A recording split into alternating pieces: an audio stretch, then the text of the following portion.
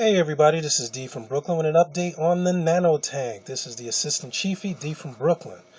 As I mentioned before, everything was growing at such a pace in my little Nano tank experiment that it was like becoming so much of a project I couldn't keep up with it anymore.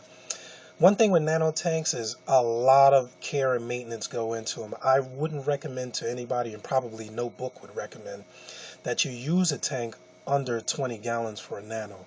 I mean, I see people do it, but it's really unfair to the invertebrates and things in it. So I decided to move my corals up to my 125 and just keep this as a fragging tank, a staging tank. You know, originally this is my daughter's little project. You know, I kept little things in here so that she can monitor what effects, you know, the light had on them, and she can learn how to feed them. So if I kick the bucket, you know, someone will be able to take care of my fish. So we can only hope, you know. So my corals grew at an amazing rate. One thing I'll tell you, everybody, having the tank with such intense lighting on it in such a small space, things happen very quickly. My Kenya tree was growing on a piece of rock on here. It was literally growing up and out of the tank at a rate where I was cutting it. It was growing. It was so tall I couldn't see it. Most of it was out of the water. You know, so you know, I really couldn't enjoy it anymore because it was growing too large for the tank. And I had a crown leather in this coil that I think the rock stopped here, and it grew up this wall, and it was growing. It was starting to attach to the glass, and I said, you know what? I learned what I can learn from this tank, and it was very interesting, and it was a really good learning experience. Three really big things that I'm going to take away from this, and I'll share it with you. Nano tanks, maintenance, maintenance, maintenance. Two factors that you're going to get really, really quickly with nano tanks: phosphate spikes, pH spikes. You got to change the water every week, maybe twice in a week. And one problem that created was instability in the water.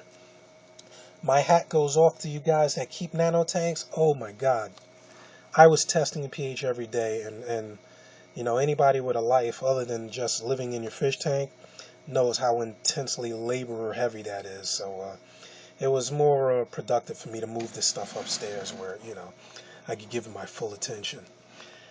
The second thing is changing the water itself gave you fluctuations in the chemistry because you had to make sure that the water was absolutely, you know, same pH, same salinity. You know, you had to dose it with the magnesium and chemicals because, you know, I use RO water, and that's pretty much devoid of any nutrient, you know. But, you know, that was another thing.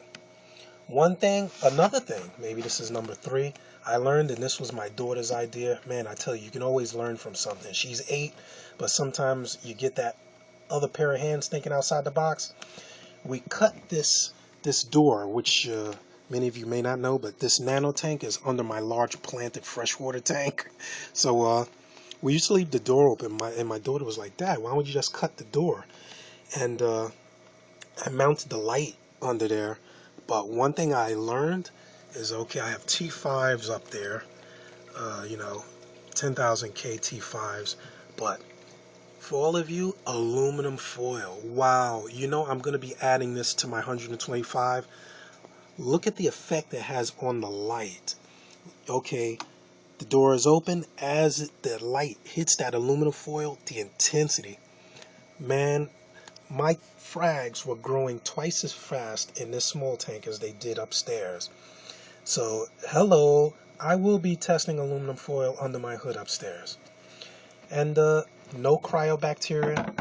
I had regular green algae that I actually seeded it in there. I don't know what I was thinking, but I liked the way it moved in the current and things.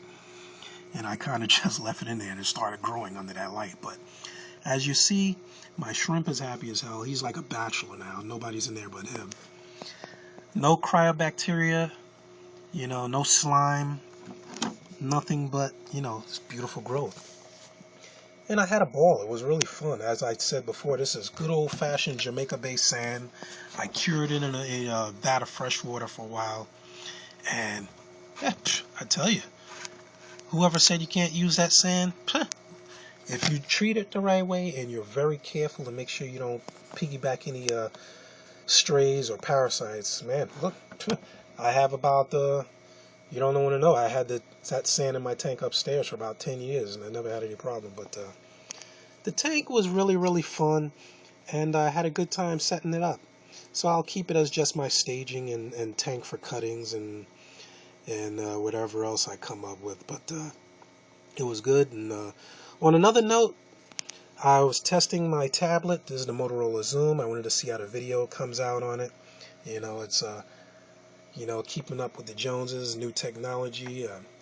Computer science major, or rather I graduate computer science, so I try to keep up with what's new and see what benefits they can give you, and then I'm pretty happy with it. You can see how the video goes up streamed and goes up to YouTube and Facebook, and other than that, doing a good job, can't complain. Thank you, Motorola.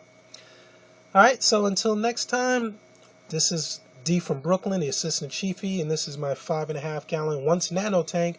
Now it's my staging and frag tank. Everything's still going in there. Man, I tell you, we're Aquarius and nuts. Alright, thank you and take care.